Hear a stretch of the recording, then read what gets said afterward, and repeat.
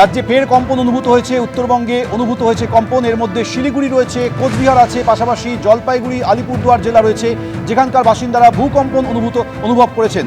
আমাদের সঙ্গে রয়েছেন আমাদের প্রতিনিধি অরিত্রিক ভট্টাচার্য। অরিত্রিক, কি জানতে পারছো? দেখো, যেটা জানা যাচ্ছে যে ভূমিকম্পটা হয়েছে ভারতীয় সময় 11:06 সময় ভূমিকম্প হয়েছে, এবং এই ভূমিকম্পের যে উৎস এখনো পর্যন্ত যেটা জানা যাচ্ছে যে ভুটানের রাজধানী থিম্পু থেকে 19 কিলোমিটার দূরে, এবং যে জায়গায় ভূমিকম্প হয়েছে সেখান থেকে আসাম মোটামুটি 250 কিলোমিটার দূরে, এবং শিলিগুড়ি 300 কিলোমিটারে কিছু সামান্য কম দূরে। এবং সেজন্যই যেহেতু রিক্টার স্কেলের যে মাত্রা সেটা 5.7, সাধারণভাবে 5-এর ওপরে যে কোনো ভূমিকম্পকে বড় ভূমিকম্প বলেই মনে করা হয়। সেই জায়গা থেকে উত্তরবঙ্গে শিলিগুড়ি, জলপাইগুড়ি, কুচবিহার, আলিপুরদুয়ার এই যে জায়গাগুলো রয়েছে সেখানে ভূমিকম্প অত্যন্ত বেশি অনুভূত হয়েছে, এবং সাধারণ মানুষ যেভাবে ভূমিকম্প অনুভব করেছেন তার ফলে অনেক জায়গাতেই দেখা গেছে যেখানে বিশেষ করে বহুতল রয়েছে বা অন্যান্য বাড়ি রয়েছে সেখান থেকে লোকজন রাস্তায় বেরিয়ে এসছেন, কারণ এই ভূমিকম্প তীব্রভাবে অনুভূত হয়েছে। একই সঙ্গে আসামেও কিন্তু ভূমিকম্প অনুভূত হয়েছে। 11:06 এই ভূকম্পন।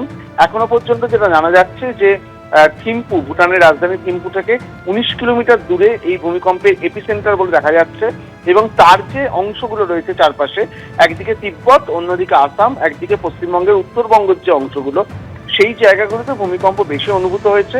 এখনো পর্যন্ত ক্ষয়ক্ষতির কোনো খবর খুব একটা পাওয়া যায়নি, কারণ যেটা এখনো পর্যন্ত জানা যাচ্ছে যে এই 5.7 রিক্টার স্কেলের ভূমিকম্প যে তীব্রতায় পশ্চিমবঙ্গের উত্তর অংশে অর্থাৎ উত্তরবঙ্গে এসে পৌঁছেছে সেখানে কোনো রকম বাড়ি ভেঙে যাওয়া বা সেই রকম সম্ভাবনা তৈরি হয়নি। তার ফলে ক্ষয়ক্ষতির কোনো নির্দিষ্ট খবর পাওয়া যায়নি বটে।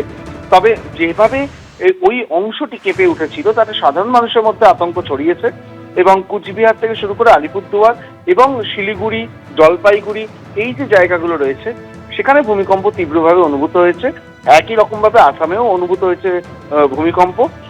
কিছুক্ষণ পরে ভুটানে নির্দিষ্টভাবে যেখানে এপিসেন্টার সেখানে কতটা ক্ষয়ক্ষতি হয়েছে জানা যাবে।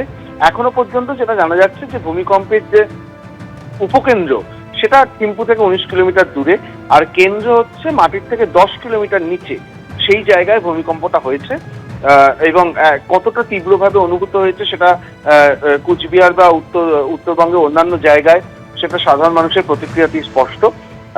তবে ক্ষয়ক্ষতির এখনো পর্যন্ত খবর পাওয়া যায়নি, সেটাই হচ্ছে আশার কথা। অরিত্রিক, আমাদের সঙ্গে থাকো। ভূকম্পন অনুভূত হয়েছে উত্তরবঙ্গের বেশ কয়েকটি জায়গায়, শিলিগুড়ি, কোচবিহার, জলপাইগুড়ি, আলিপুরদুয়ারে প্রায় আধ ঘন্টা আগে ভূকম্পন অনুভূত হয়। রাত 11:06 এই ভূকম্পন অনুভূত হয়, যার রিক্টার স্কেলে মাত্রা ধরা পড়েছে 5.7।